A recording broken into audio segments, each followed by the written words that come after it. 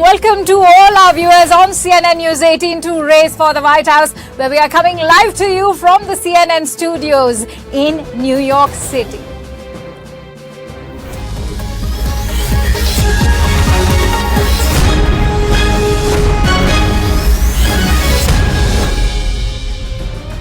All right, so the United States is voting to elect its next president today in an election that is probably the biggest event in the world right now. Why so? Because who the next US president will be will determine foreign policy, even economic strategies the world over.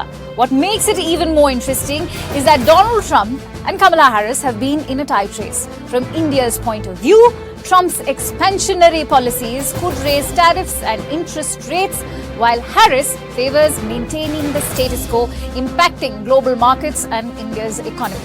Now that voting has commenced, and considering there are concerns about potential political violence, precautions are also being taken by US authorities. So much so, the National Guard has been activated in Nevada, Oregon, Washington, and other states as well.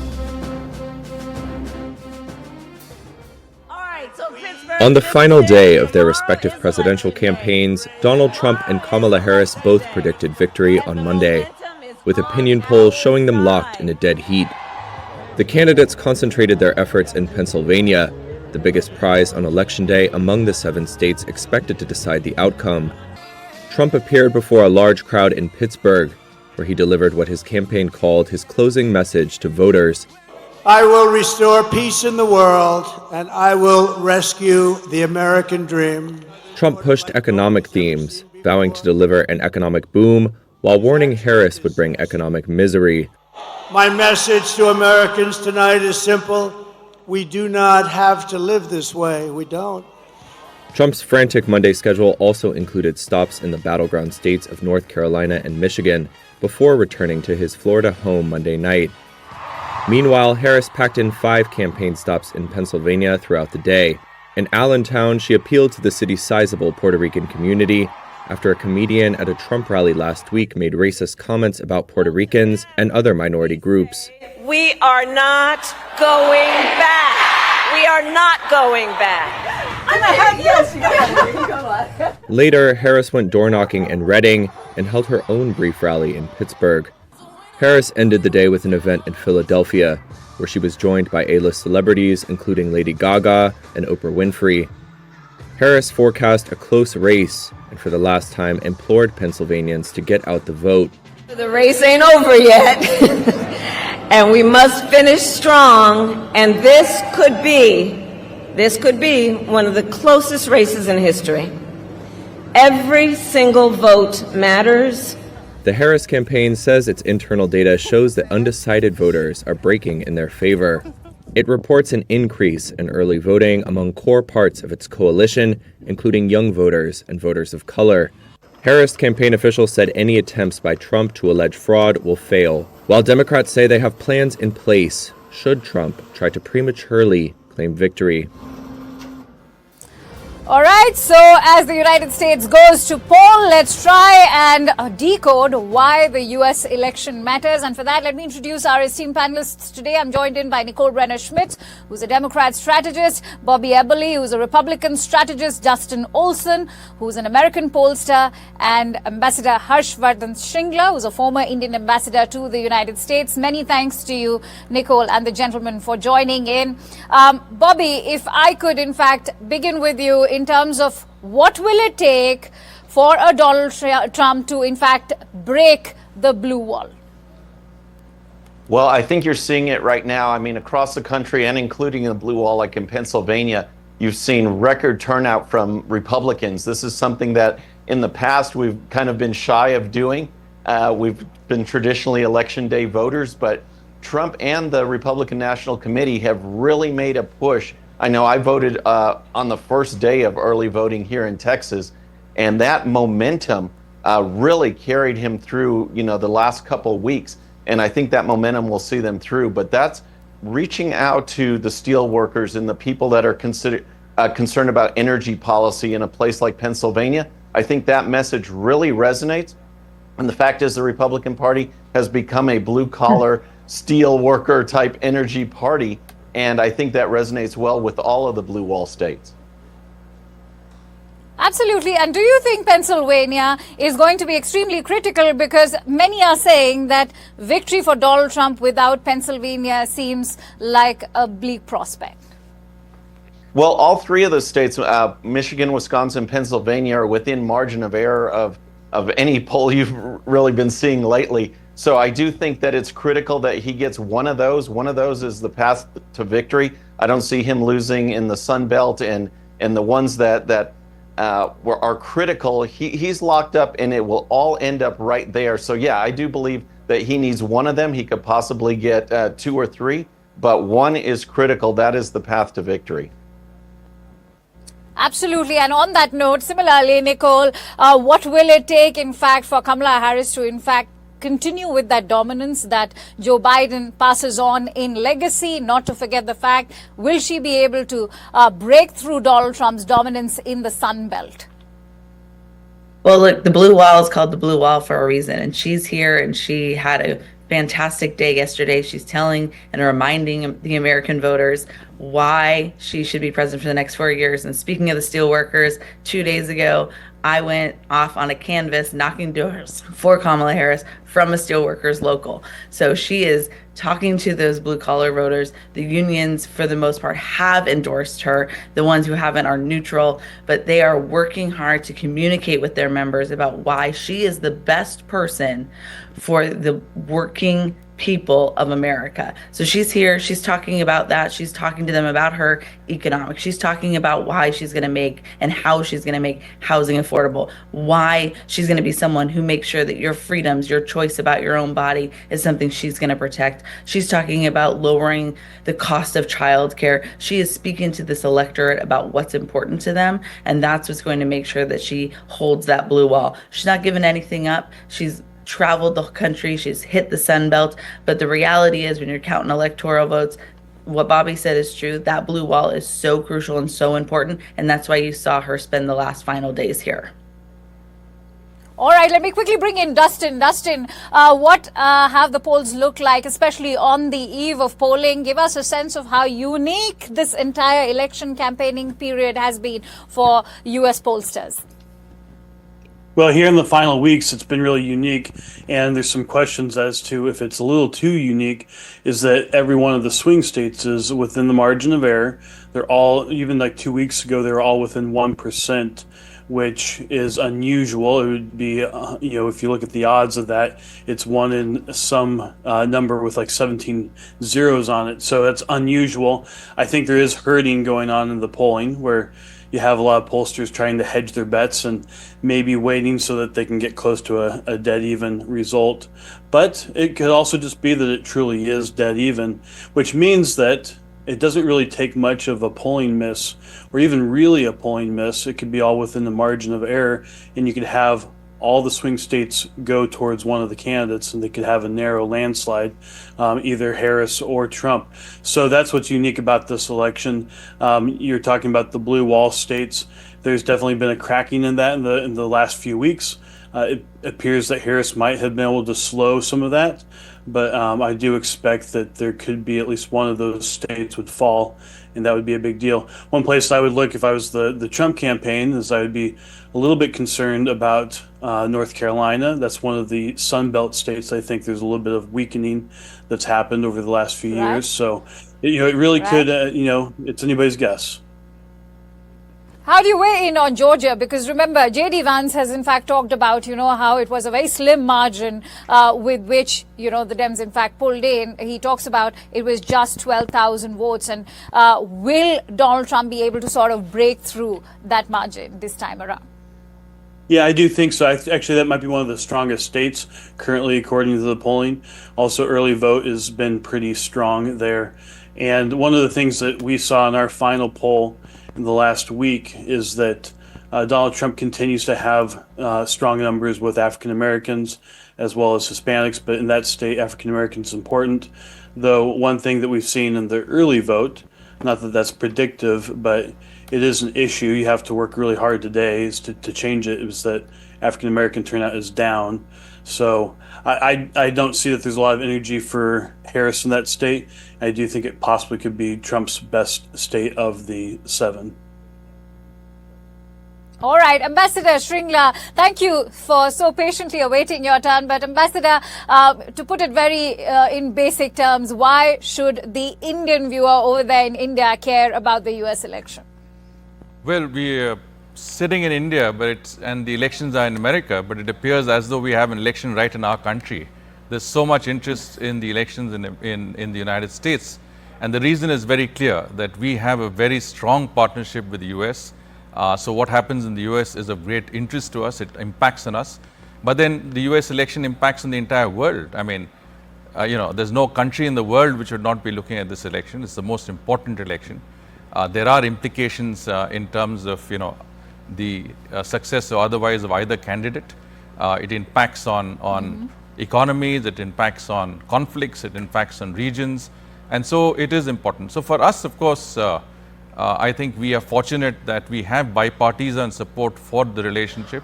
I think a strong India-US relationship is supported on both sides of the political aisle. Both Donald Trump and Kamala Harris will, in my view, support a very strong India-US partnership, a continuation in that effect.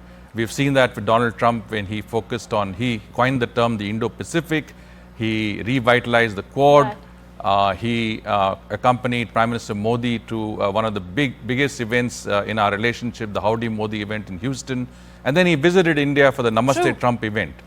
At the same time, Vice President Kamala Harris has to be given some credit for the policies of President Biden, who has taken the Quad to the level of a summit. He has given India the due importance in the relationship, calling it the defining partnership of the 21st century. We've seen huge strides forward in our strategic partnership, in our technology cooperation, in the people-to-people exchanges. So irrespective of which candidate wins, I think the India-US relationship momentum will continue. And I think we will see a strong And that's why, connect. Ambassador, I want to ask you, in all your years as a career diplomat, how have you seen the contribution of the Indo-American community grow over the years? Something that I think, as you rightly said, both sides of the political aisle are reckoning with, whether it is the Democrats or the Republicans. You have a presidential candidate with Indian roots. On the other hand, you've had Republican presidential candidates like a Nikki Haley and even a Vivek Ramaswamy, not to forget Usha Vance also, J.D. Vance's wife. If he becomes the vice president, stands the chance to become the second lady of the United States. Absolutely. I think the American Indian community has been instrumental in taking the relationship forward. And of course, they have been a very important factor in even politics in the United States. I think the fact that the Indian American community has been the most successful immigrant community in recent years, the fact that we have 5 congressmen and congresswomen from the community today, even among the candidates, as you mentioned, Kamala Harris's mother is of Indian origin, and Usha Chilikuri Vance, the wife of Vice President candidate J.D. Vance, is of Indian origin. So we have a strong Indian connect even in the presidential elections. So Indians are taking a greater interest in politics in the United States, but their interest is also in ensuring that the relationship between our two countries moves forward in all its aspects. And I think as Indian ambassador to the United States, I thought the support of the community was one of the most important factors in taking that relationship forward. Here was a community that was willing to contribute, came forward, make sure that we were insulated from some of the distractions that came up from time to time, but at the same time, the focus on supporting startups, supporting technology tie-ups, supporting trade and investments, I think was huge from the community. So that's a critical factor. I entirely agree with you, Akanksha. Bobby, let me quickly shift focus back to the domestic shores for you on flipping Georgia and how crucial that is going to be for Donald Trump. While speaking to a large crowd in Atlanta on Monday, Senator J.D. Vance urged voters in Georgia to go out to cast their ballots, also reminding them how close the race was in this state back in the year 2020. Is Donald Trump going to be able to win this one?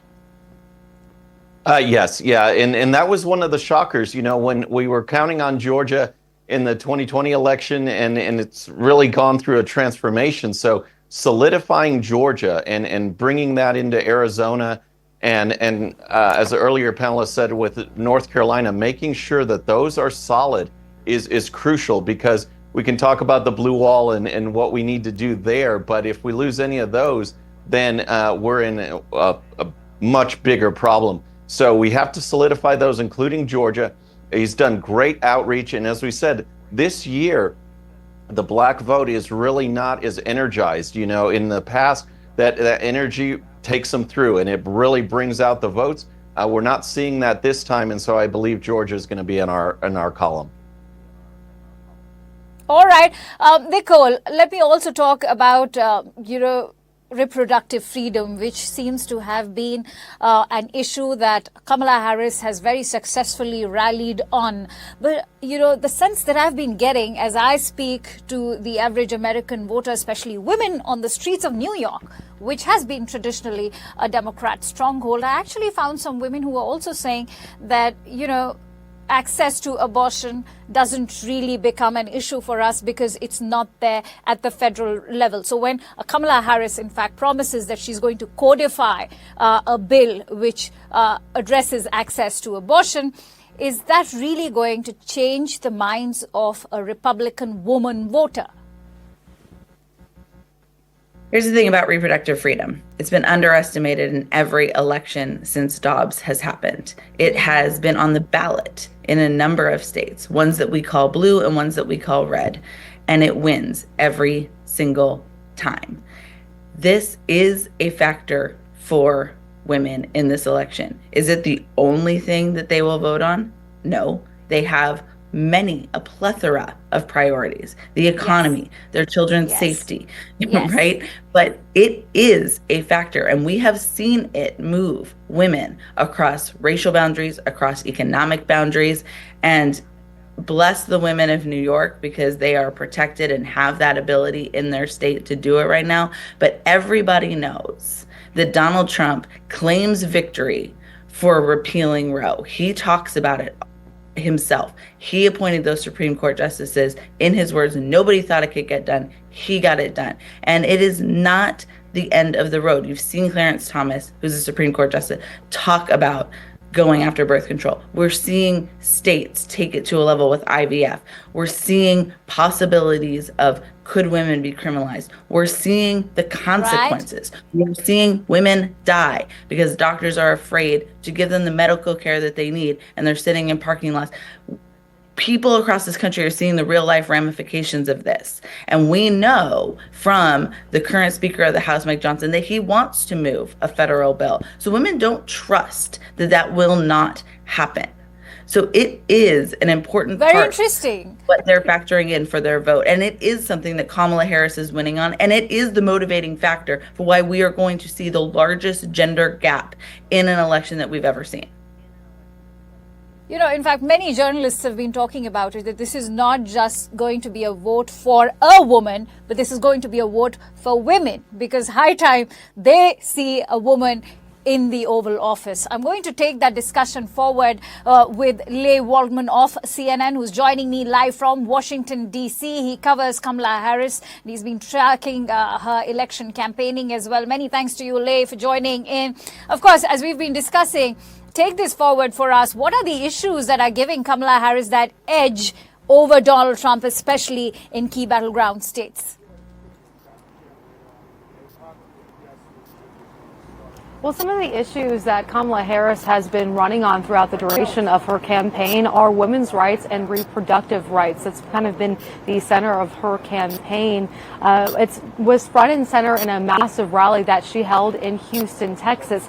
Texas is not a battleground state, but it is a state with some of the harshest abortion access across the entire country. That's why she decided to hold the rally there. It's become a key issue for her, and that's why she decided to hold the rally there. Another issue that she is to run on is the issue of fighting for the middle class and also fighting to make housing more affordable. She's decided to promise up to $25,000 in down payment support and a $10,000 tax credit for first-time home buyers. She's also fighting to stop price gouging. She said this is something she did as a prosecutor, and it's something she has promised to do if she is elected as president.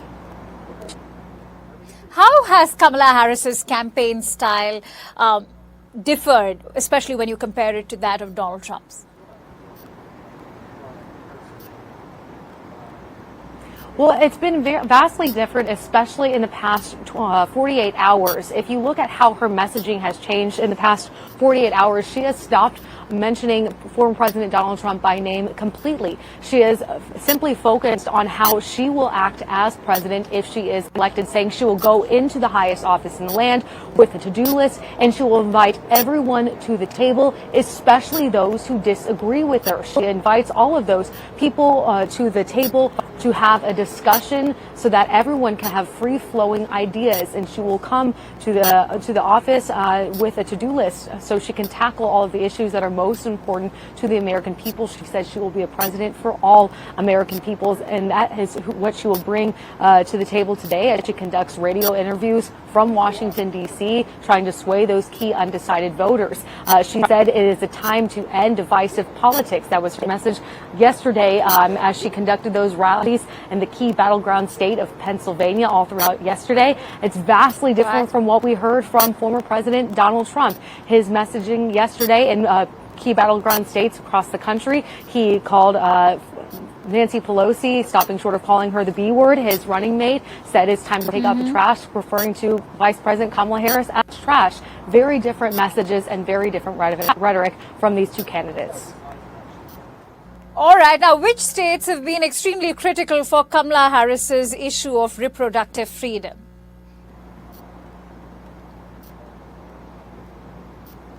It's been across the nation as a whole. That is what Kamala Harris has taken as a key issue for her. She has gone as a nation as a whole, saying this is not just an issue for people who are under. She said 1/3 of women are under abortion restrictions. That this is an issue for the nation as a whole. That if you don't fight for access and to restore the rights of Roe versus Wade, that then the entire nation fall under abortion restrictions if we don't fight for change. So it's not just certain states she is fighting for this to be an issue for. She's fighting for everyone for this to be an issue for. And she's also saying this isn't just a women's issue. This is also a men's issue as well. Many thanks to you, Leigh Waltman. It was a pleasure speaking to you. Thank you and have a good day. On that note, let me quickly go back to Dustin. Dustin, if you see the contrast, as Leigh was also highlighting, between the campaigns of a Kamala Harris or even a Donald Trump, it's a lot like chalk and cheese, because if you have a Kamala Harris on one hand trying to protect reproductive freedom, you have a Nikki Haley who's in fact accused Donald Trump of keeping his campaign as one that is too focused on bromance, on machismo, something we only see sort of draw him as a larger-than-life image, especially after those 3 assassination attempts.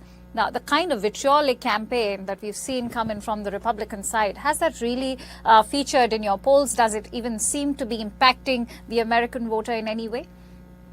Well, the vitriol, I think, has been on both sides, and I think the rhetoric has been more extreme on the left, and you can see that in the result of multiple assassination attempts. And to change the tune in like the last 48 hours, I don't know if that's going to make a big difference. But really, when it comes down to all of this, the number one issue is still the economy and inflation. And then the second issue is immigration and the border. And then it depends on the state as to what the third or fourth issue. So in some states that might be affordable housing, which is really an economic issue, but that's what Democrats typically will say is their economic issue is affordable housing. Whereas in a state like Pennsylvania, the third issue is preserving democracy, and abortion actually is way down in the single digits. So it just depends on the state. It depends on kind of the makeup of that state as to what the issues are. Now, as far as the bromance, So this is interesting. So since the early 1980s, there has been kind of a gender gap that people have noticed in almost every election. And usually it's Republicans don't have as strong of support with women. But what's unique in this election is that Democrats have really lost ground with men.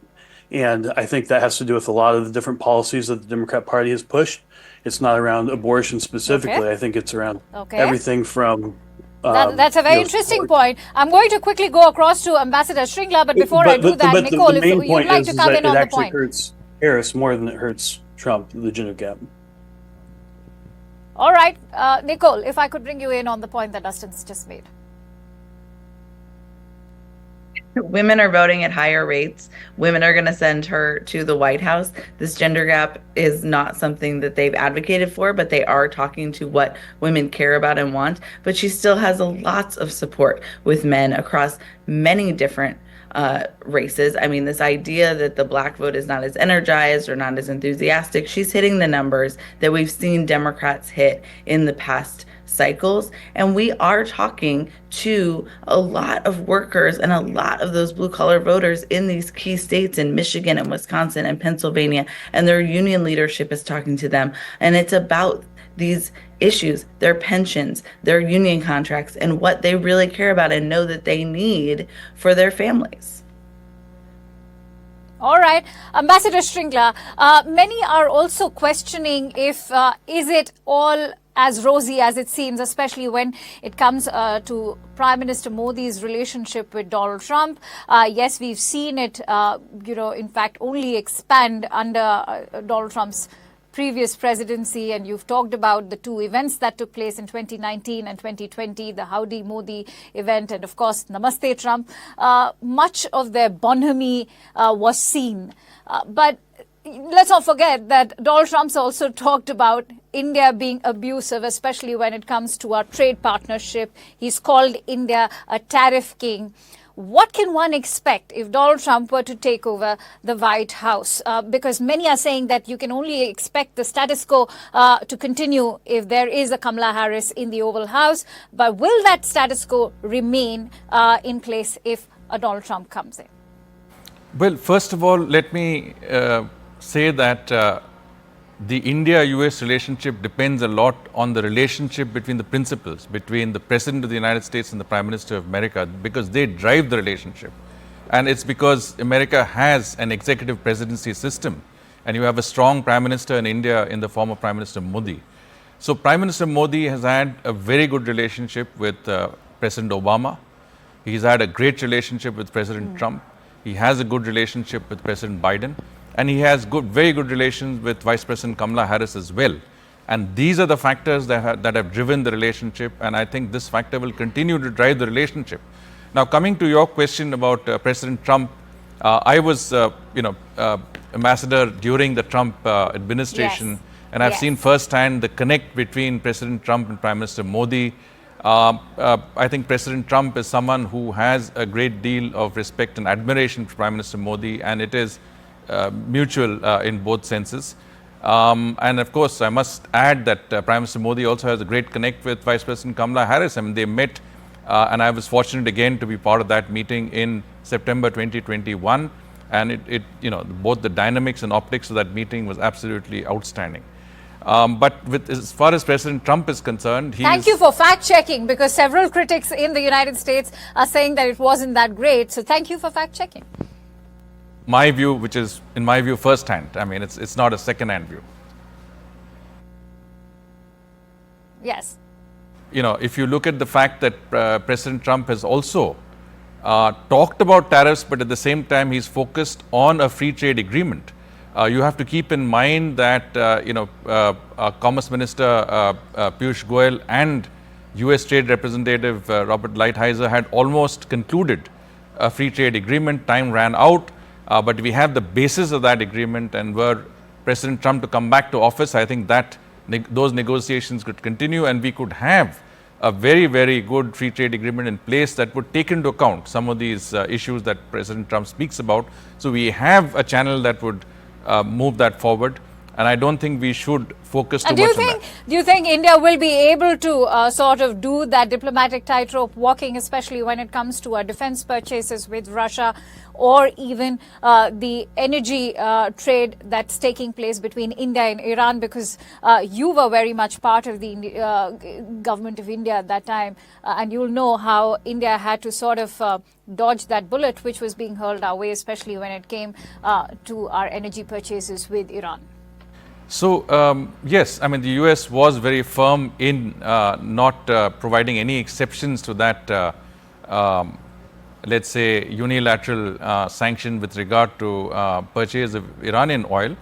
But then we did diversify. We increased our purchases from other countries, including the United States. I mean, today we purchase $10 billion or more of energy from the United States. So we have diversified our sources of energy supply, and I think that's good for us. I mean, depending too much on the Gulf for our oil supplies is not, in our interests. So we have broad-based those supply sources. We, I think, do believe that our comprehensive strategic global partnership will allow us to have a certain amount of leeway in terms of what we want to do. We do have a certain dependency on or in terms of legacy purchases from Russia, in terms of defense. We do require energy from all the sources that we can get, including Russia. We are not contravening any sanctions from the United States in doing that. And so we also believe that, stopping these conflicts is important. And so from that point of view, I think that is an important point that we need to look at in terms of the foreign policy agenda of both candidates. Right. And in fact, much credit to be given to Prime Minister Modi, and of course not to forget the aegis of Dr. S. Jaishankar, who's firmly established India's stance that, we are living in a multipolar world and one has to, go ahead with these purchases which have to be done. I'm going to request you all to please stay on with me since we are reporting from the CNN studios in New York. Let me also bring to our viewers what is on the mind of the New York voters. Let's listen in to what they had to say. One of the concerns I have is the illegal immigration, the amount of people crossing the borders with no background check, and a lot of criminals, issues with their background, where they have been places where they're host that they have a criminal record and they're still being allowed to come into the country. And us, I'm an immigrant myself, I don't condemn immigration, but the problem is when they don't do a background check and they let just anybody come in, it put at risk the citizens of this country. Are you a Kamala supporter or a Trump supporter, and why so? I am a Trump supporter because he cares for the Americans. He cares for the people who are here and developing work for them. Not like Kamala. Kamala wants to give our money away. The most important issues on the ballot for me are, first of all, the economy is very important, and I'm also very concerned about access to health care for women, specifically like abortion and other, care. Yes, I am a Kamala supporter. Because when it comes to the economy, she's been very, very specific. The most basic one is the economy. Yeah, I vote for the economy. Everybody nowadays knows that the economy is kind of crazy. Kamala supporter. Yeah, because she, her intentions is like to bring Americans together, and that's what we stand for, United States. The trade policies, I like to promote American workers more and American businesses more. I think what's happening is that they're not doing that. They're not doing as much as they should. And because of that reason, our economy's not going exactly the way we'd like it to go. Are you a Trump supporter? Why so? Yes. Why? Yeah. Why? Basically because of his policies. Definitely. Trump 2024. Absolutely. Why do you support Trump? Well, he's honest. He tells us exactly what he's going to do, how he's going to do it, what his timeline is going to be, and we know where we stand with him. The other one, not so much. I am choosing not to vote on this election because I think the two-party system in this country has been so badly corrupted that participating in it is only benefiting the corruptors. What is it that you'll be voting for? Immigration wars? I will be voting for immigration laws to change to be more lenient. For that, whoever makes that better for me, I'll be voting for them. But I'm going for Pence, which is Donald Trump, which is my father. I love him. All right, so you heard the issues over there. And of course, the economy seems to be featuring right at the top. On that note, let me quickly bring in Nicole. Nicole, if you heard, economy is featured in the majority of the reactions that we managed to garner over there.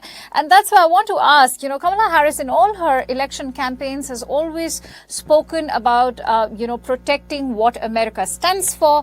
And that's, of course, also addressing the freedom that the country brings, the democracy that it stands for. So for choosing to stick to the message of protecting democracy and not focusing so much on economy, is that giving Donald Trump an edge, who's of course out and out established himself as a very shrewd businessman, who when even dealing with other countries says that he's striking deals? American electorate about a number of issues that they care about. Democracy is important, and we do find it to be a motivating factor, but she also talks about the economy. And I think, as Dustin noted, what the economy encompasses can be a lot of different things. When she is talking about being able to afford buying a house, that is the economy. When she is talking about being able to have Medicare cover the costs of your senior parents getting their health care, that is both healthcare and the economy. When we are talking about your kids being able to attend a good, safe school and have a good education, that is the economy. And when she is talking about corporate price gouging and inflation, that is the economy. It's such a big bucket, and so many things fall under it and also can be categorized as other issues. She is speaking to the people of America about what they care about, which ultimately is, can I work at a safe place for a day and be able to also live a life where I can go on a vacation, where my kids are in a crime-free neighborhood, where I can have them walk to the school that's giving them a good education? Can I make choices for my family and for my body without the government interfering? And the Harris campaign is saying, yes, you can, and here are our plans for that. All right, Bobby, let me quickly bring you in. Instead of focusing on the economy, how much has in fact Donald Trump managed to do that? He's of course constantly attacked Kamala Harris for the promises that she's making, but also spoken about immigration becoming a major issue. Whereas, it's been proven through records that, maximum crime that's taking place in the United States is done by U.S. citizens, and yet he chooses to in fact hold immigrants responsible for it. Well, I mean, there's no doubt that I think there was a stat this summer that said that the majority of crime in Manhattan over the summer was done by illegals. The influx, this open border policy, has been so detrimental to the U.S. economy, to safety, to all of those issues that people, if you talk about the economy, border crime, they all mesh together. I mean, this is about jobs. This is about safety. This is about our American way of life. And the open borders policy is something that is rejected across the board for, working men and women across this country. It's hit the Hispanic community here in Texas in a major way, because when the cartels come in and you're talking about gangs and sex trafficking, where are they going to establish their home bases? They're going to establish those in Hispanic communities, not just along the border, but in Houston, Dallas, San Antonio, and other states and other cities. And those communities do not want that. So they are rejecting these illegal immigration, the open borders policy, more than anybody. And that's why you see Hispanics moving toward Donald Trump in a major way. But it's important to talk about that. And it's important to talk about the economy and all these issues that are driving. One thing on the abortion, I just want to come back to that a little bit, because it'll be interesting to see as the election results come in. Okay. I'm on the polar opposite of where Nicole is on the issue, but the political analysis was right on, because ever since Dobbs was handed down, when you see the state initiatives, they fail over and over again, and we happen to have those in a number of states this time around.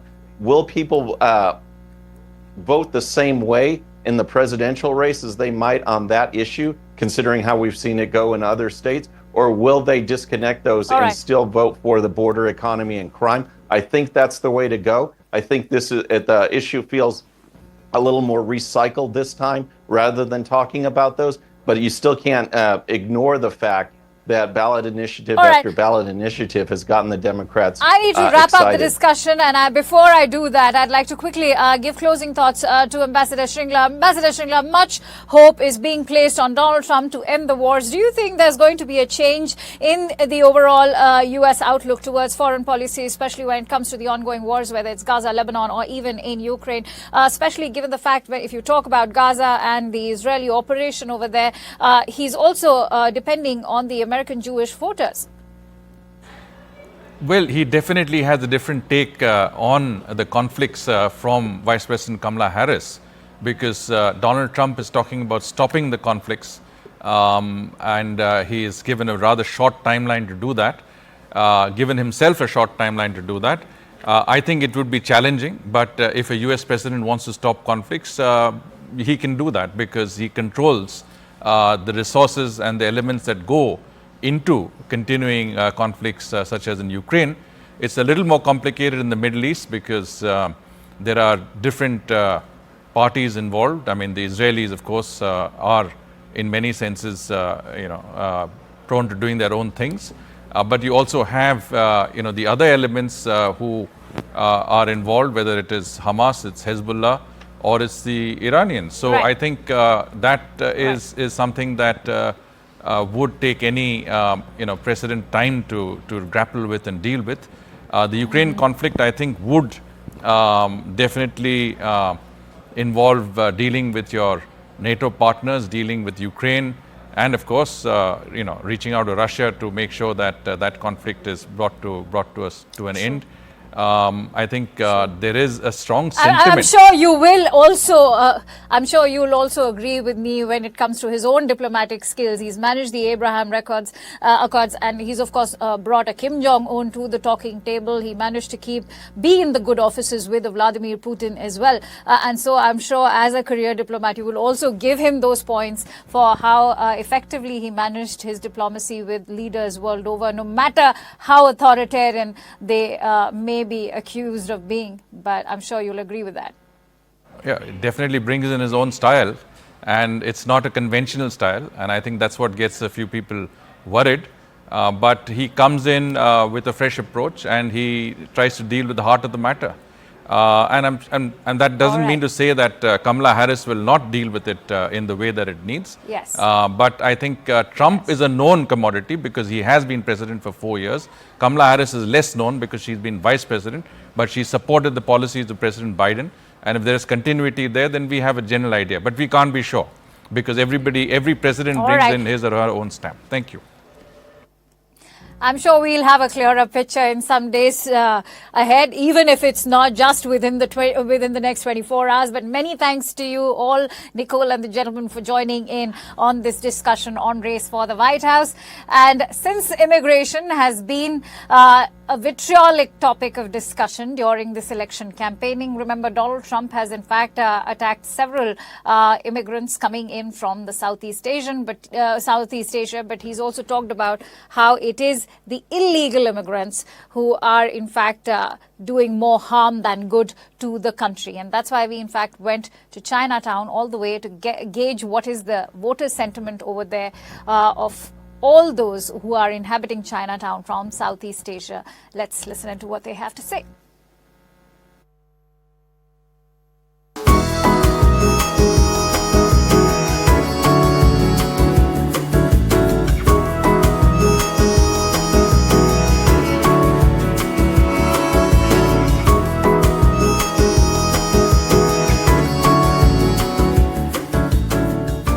bustling Chinatown in New York City, one that was formed between the 19th and the 20th century, and now it attracts foodies from all over the world. But there's also one more reason why it's been making news, because of the deeply divisive rhetoric that's been coming out from the US presidential campaign. Remember, Donald Trump has been attacking the Asian community, particularly the Chinese immigrants. Let's also find out what's on the mind of the Chinese voters. Who are you going to be voting for and why so? Donald Trump. But why Donald Trump? Because he can make America great again. Why not Kamala Harris? First of all, she never have an experience. Imagine in 2000 right, 2000 or something like that, right? She not even have a, how you call that? She only have 1%, you know. And I don't know why suddenly she can go up. Yeah, worse. And worst of all, she let those people who rob, right? It seems that I heard that she said got to raise to 3,000. 3,000 if you rob 3,000. For example, you rob at 11 o'clock and then next 12 o'clock after that you can rob another 3,000 for what? Right? Like this, they encourage people don't go to work, go and rob people. So you think Donald Trump will be good for the economy? Yeah, he will make America great again. Most of the Chinese Asian now like to vote for Trump because we want to change the government. How have you seen the United States change in the last 2-3 years, especially now with election campaigning happening? What are the issues? Inflation has definitely went up. Our everyday groceries, we can't afford them, especially the working class, which is a serious problem when it comes to the health and nutrition of the youth. What would you like to say? I would like to say COVID really increased, promoted inflation, and that has really caused like the what's it called? Underclassmen to like suffer, and they need more benefits. So you think the cost of living has also gone up? Yes, for sure. Especially living in New York, the rent is really high. Do you also feel that immigrants are being discriminated against? Yes, I do feel like immigrants are being discriminated against. I feel like they are one of the categories that are living through one of the harder times compared to other people. So I think we need to put more showcase on them. You're an entrepreneur. What are the challenges for you as a woman entrepreneur? Well, to be honest, my store just started like about little weeks ago.